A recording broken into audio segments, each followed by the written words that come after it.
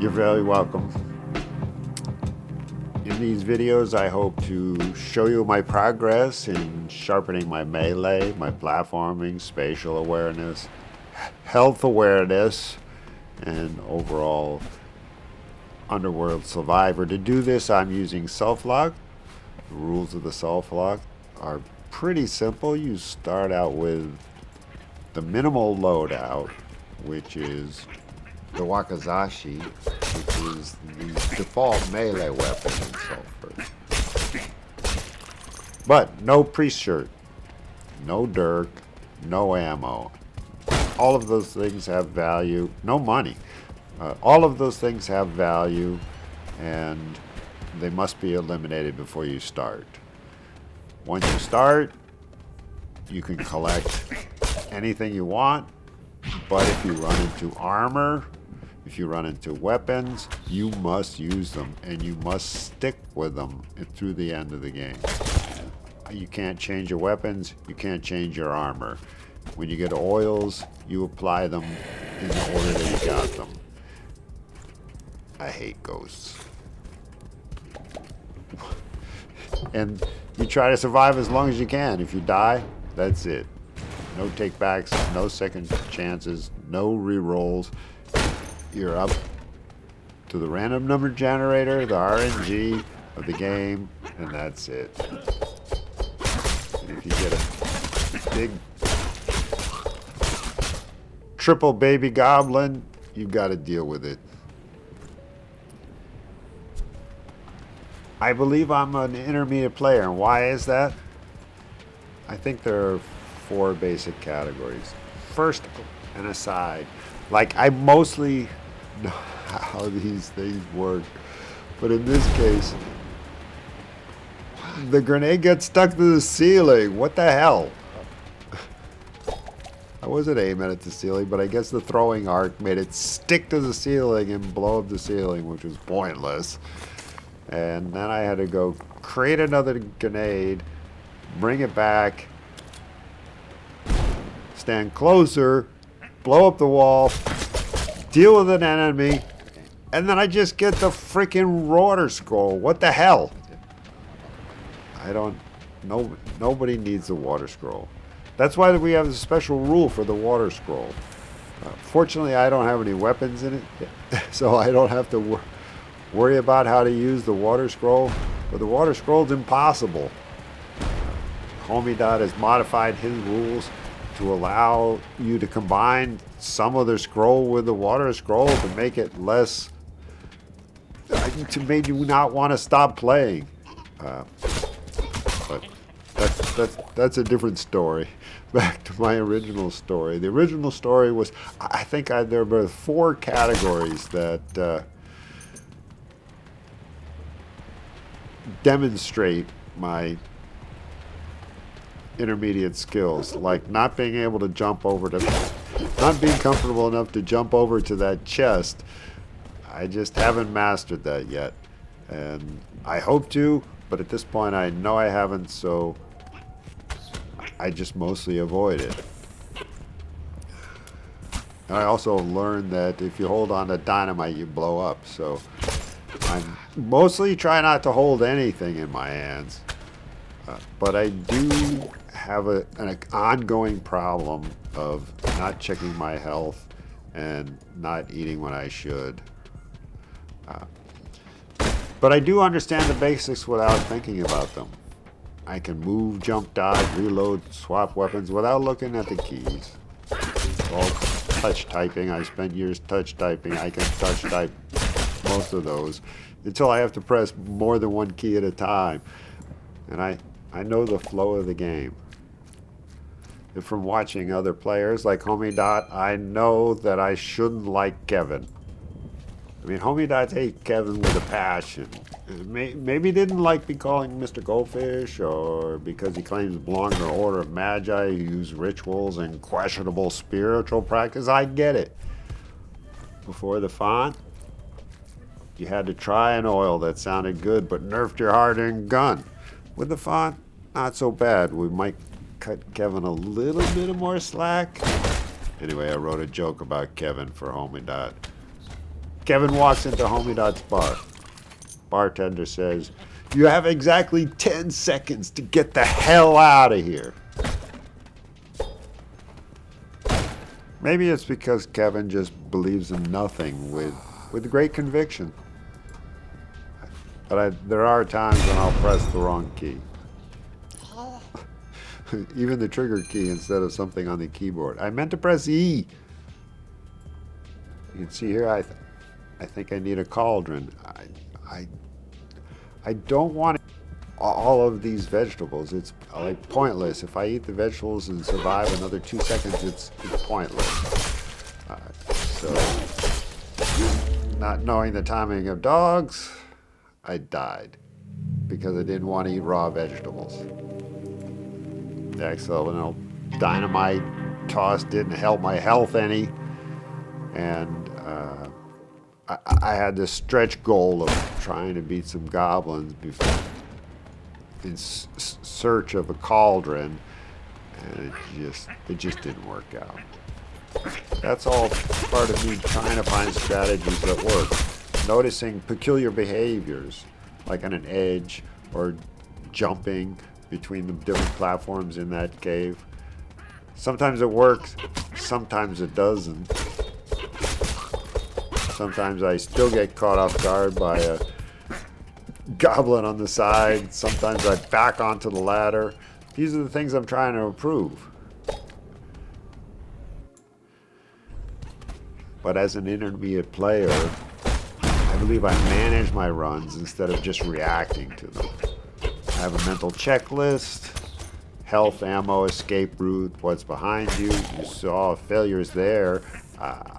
I thought I knew what was going on, but I got backed up in a weird way.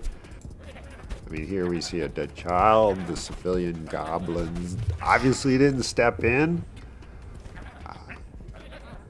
They don't have any obligation to do so. They could have been a good Samaritan. Instead, they were just standing by. The rules in hell are different. The laws in hell are different.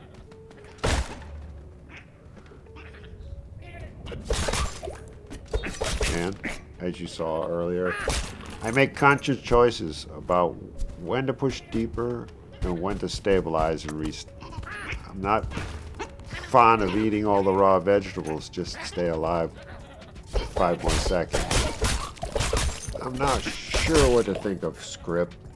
It seems like his inventory is just pickings from the prior doomed heroes. I'm also starting to understand the value of money in a Sulflocke. Pre-buying ammunition for the most common weapon types you find in caves so that when I do find a weapon, I won't be struggling as much. I don't need to save the money for fancy guns because I'm taking whatever I find first. Cryptid hoodie, +2 armor, which is kind of sad since the beanie I wore in the last run was also +2 armor. It's sad that body armor has the same level of protection as a knitted beanie. Whatever. Was looking for a cauldron. I couldn't remember if there was one or not, so I had to go back and search. My new water trick. No damage. Gotta find out. Gonna be in extreme circumstances. Gotta know what kind of protection you can get from explosions.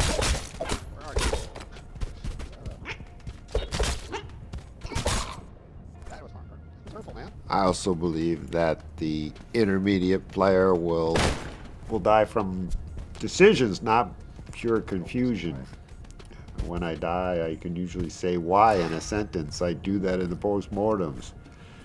Something like, I got greedy while low on health, or I forgot the blast radius, or I got backed into a corner.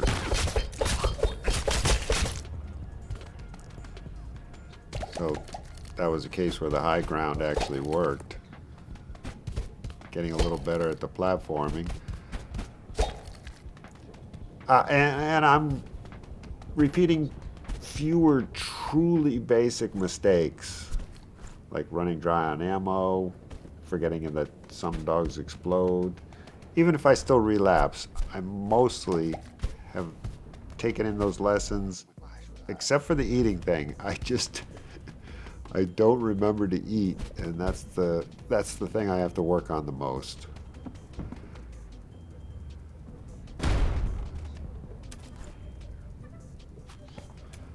Here I'm seeing what I can do with these barrels. I mean, I have no weapons, so I thought, okay, if I can push a barrel or two in a path, I could use those to kite and kill enemies. I managed to keep one on the path. Also, I jump up and down, not as a celebration, but to look across to the other side to see if there's any reason to actually jump over there.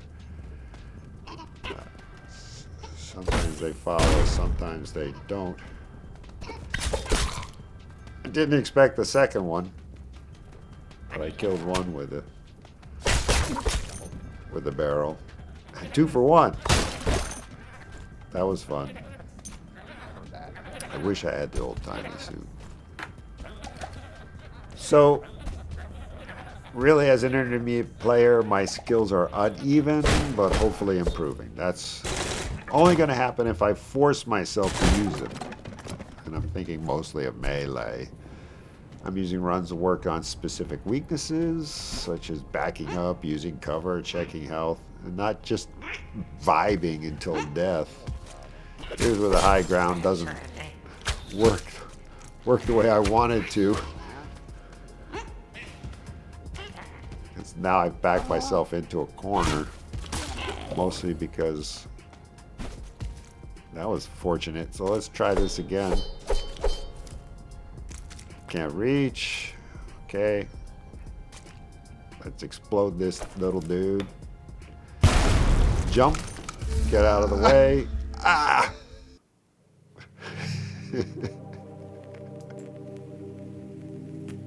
Impatience and curiosity. Cured by death.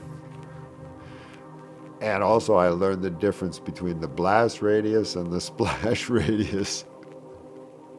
Let's try it again.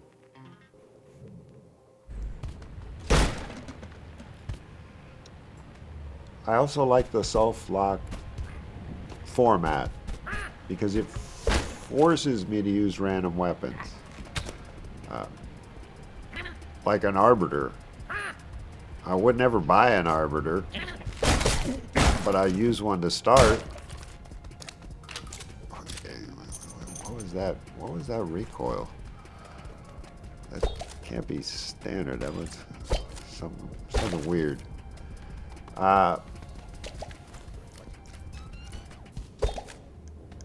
And I hope this balances my play with all these different weapons, different strategies, except the snut. I get the snut way too often in these short runs. I'm not alone. The homie dot has the same experience. Taco 4-5, who's done a lot of these levels melee only, which is amazing. He ranks the snut very low. And, but using it forces you to enter a different kind of play. I never get far enough that I have to worry about its slow stopping power. But it is what it is. So overall, as an intermediate player, I still die a lot, but mostly from identifiable, fixable things, like not paying attention to something far in the background, and not continuously moving. That's something I've never... Why did I get that hit? I mean, I guess he bit me? I don't know. That happens a lot when you get up close to that guy. If you don't get the second strike in fast enough, you get damaged. And you'll see I repeat myself a bunch of times until I get it right to know what the platforming limits are. Here I have a limited number of shells, so I decide that I'm going to use some melee because I need the melee practice.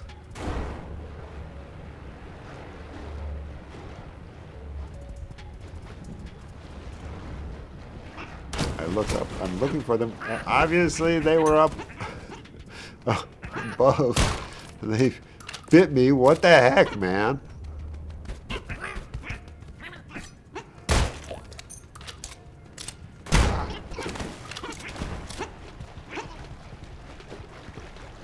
So why am I making these videos? For the drama, of course. Will I die? Could happen. This time I'm not going back into the water. I learned my lesson.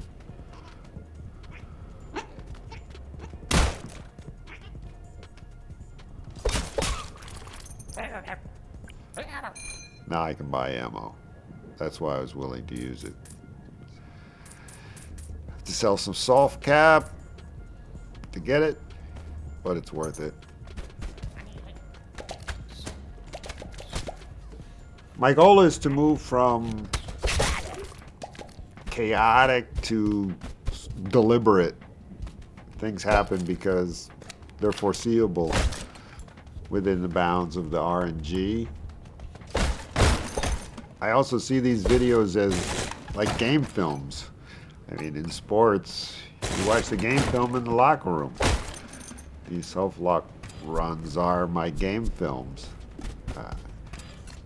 Editing them forces me to sit with every decision and misplay frame by frame instead of letting each self-deprecating "you idiot" evaporate into some sort of fleeting memory and blaming it on luck. After each death, I create a simple slide, a post-mortem, grading my performance and why I died. And overall, at the end, I grade my melee improvement, platforming improvement, situational awareness on many dimensions, health being one of the critical ones, and whether my strategy is improving, whether my impatience is getting the better of me, and whether I think I'm better than I am. It's hubris. I'm human. And then I post a video. So anybody else who wants to try to learn from this can. In the prior video, I had some slow sections and some faster sections. This one I'm mostly using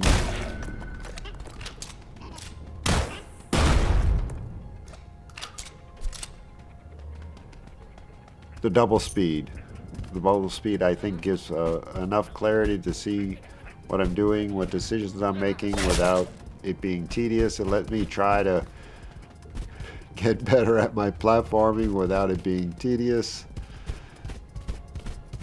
Let me experiment without getting tedious.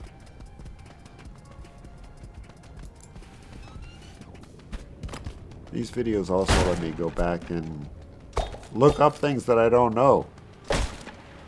Certain ingredients, like solution.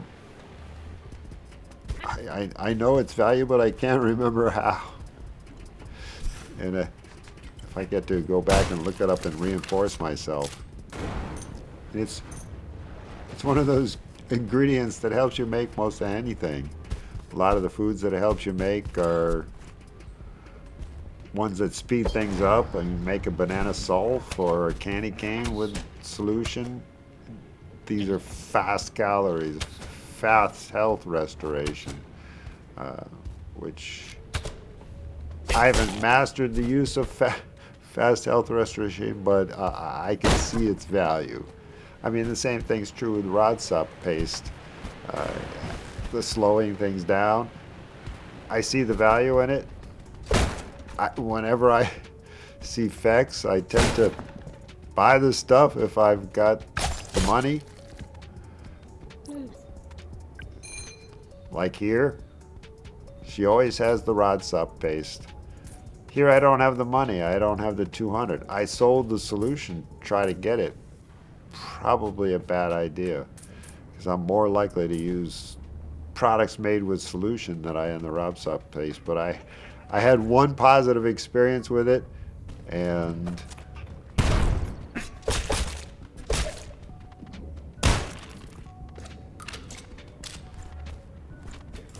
now rod sup's forever on my plate.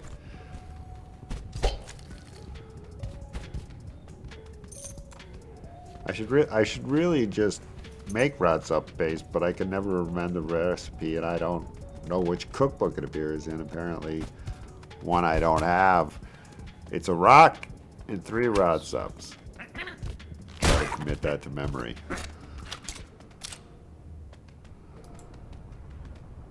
And I tend to save the rod sups for making health potions. Maybe that's not the best solution. There are other ways to make health potions. In caves, it seems like just collecting a lot of rod sops is the best way. A refined play might keep the rod sops until I can get herbs to make the health potions, or blood, or blood and soda instead of using, or blood and berry jam instead of using rod sups at all. But there are no herbs in caves. I've never seen them come up. I haven't seen them in anybody's inventory, so they're really a town is the first place where you start to see herbs.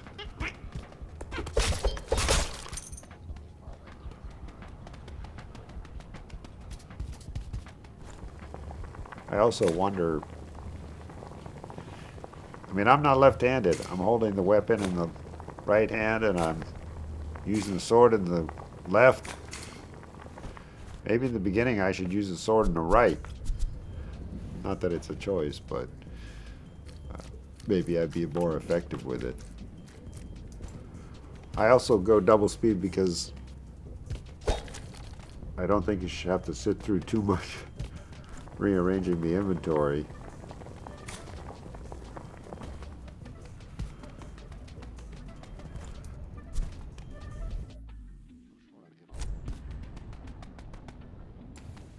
As far as the Sulflocke rules go, I have my own set of intermediate play. I worked from Homidot's original rules. There's a few things that I had to modify because I suspected I just wouldn't get very far. The first thing is the church.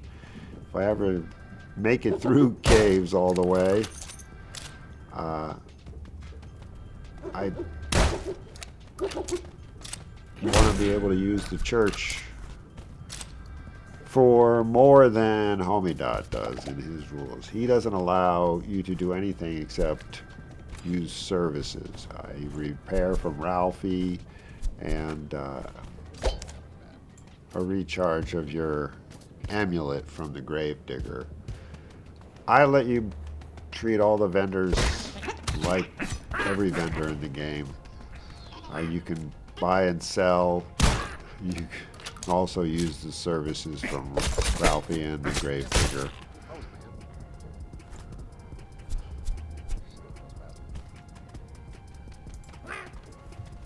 The second big difference is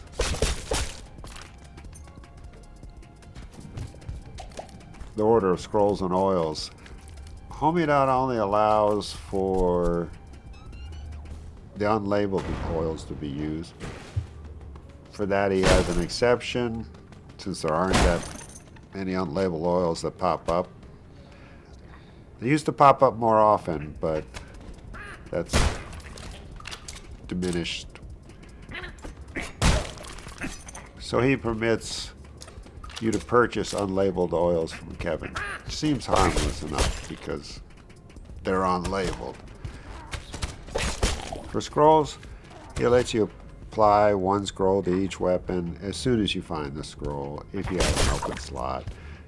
Jumps ahead of any oils that you might find. That's fine. My play is a little bit different.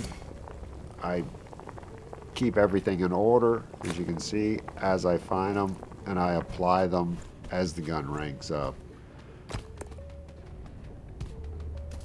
This means that I might have a gun with no scroll and 5 oils. That's unlikely to happen in the honey dot rules because you're likely to find scrolls before you find unlabeled oils, and so they would be applied as soon as your gun ranks up.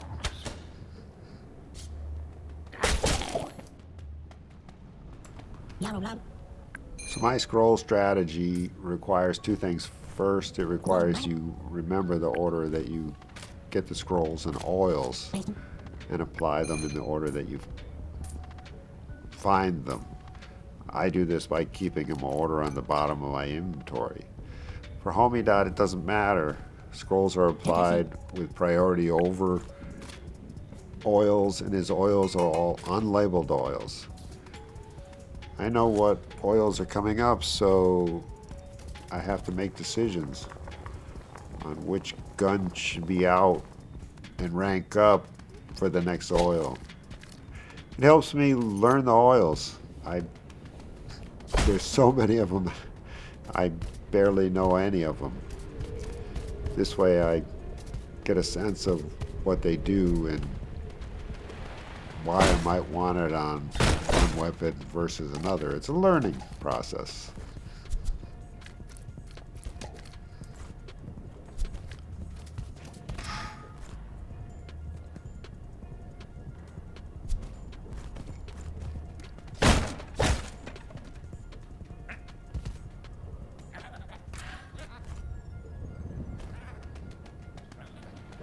Hey, a nice weapon. An automatic weapon and a shotgun. Not a bad combination, so I run back to Ralphie to repair it. And then I think I'm going to need some ammo for it. Let's see how far it gets me.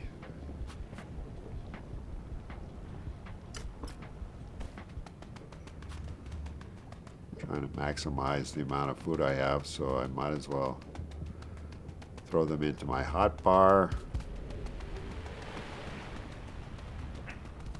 I'm looking for a cauldron.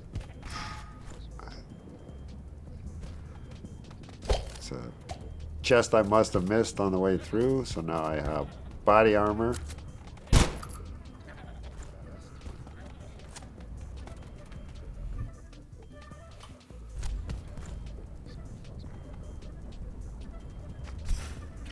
So here I am.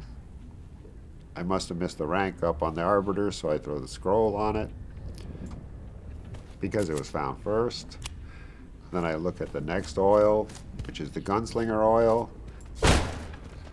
That oil disables aiming, but increases reload speed,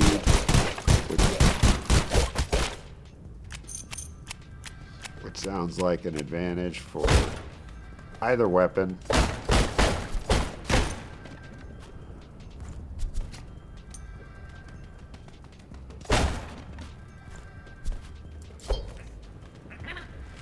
Here's what I would have had whistling. In the prior video, I'm going to skip the whistling for now.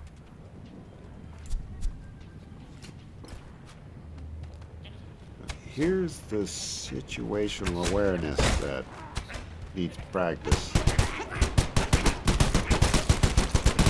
Attacked by more than I expect. I back up and try to use melee, and ending blowing myself up. Not dead though, thank goodness. And I have enough food to restore my health. More grenades and dynamite.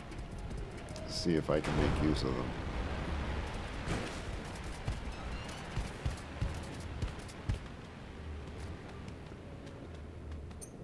Clean up after the mess. Should have gotten something for the damage I suffered.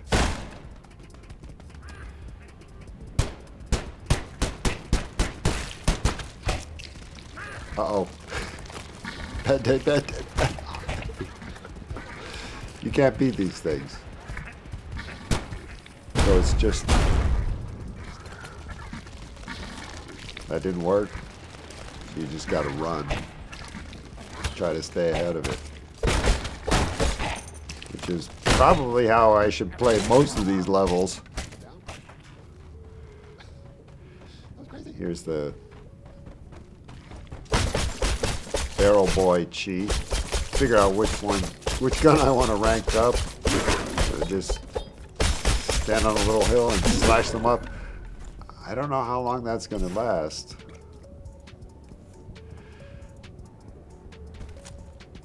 The termite ranked up, so I might as well get some experience into the arbiter so that it ranks up next. The next oil up was the modern technology oil, which this is one of those edges that I don't know. Maybe the experts know. Is the recoil goes down, but the ammo consume chance is higher. But in the case of the arbiter, yes, I want the recoil down, but it shoots everything in the chambers. So does the extra consume ammo chance dig into my inventory?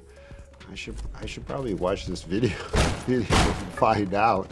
I'm assuming it does, and that would be cheesy if it reached into your inventory. Here's grabbing the green glob because I want to be surströmming, another one of those magical foods that I don't use, even though I try to collect them.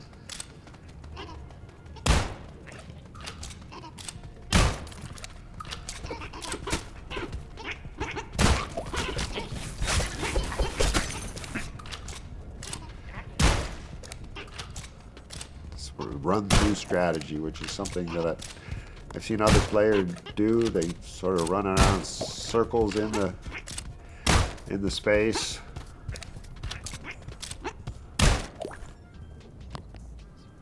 This is where I got a phone call. 50x. To skip it. And I might have lost my rhythm. That's what I'm gonna say. We slowed it down.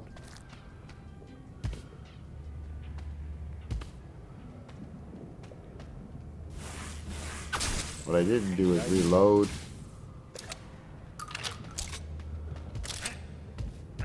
Finally think of it.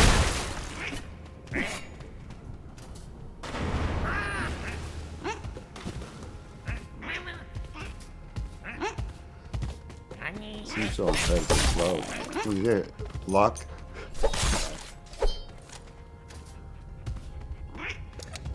Still haven't reload. Okay, there I get it. First one up. Done. Reload. Second up. Haven't looked at my health. Eat, you idiot. So I shaved myself. Died the old-fashioned way. Gotta upgrade my habits. So, melee, better. Health, weak to debilitating. That's the one that's gotta be fixed. This video was definitely helpful to me. I hope it was helpful to others. I hope to see you next time. There will be a next time.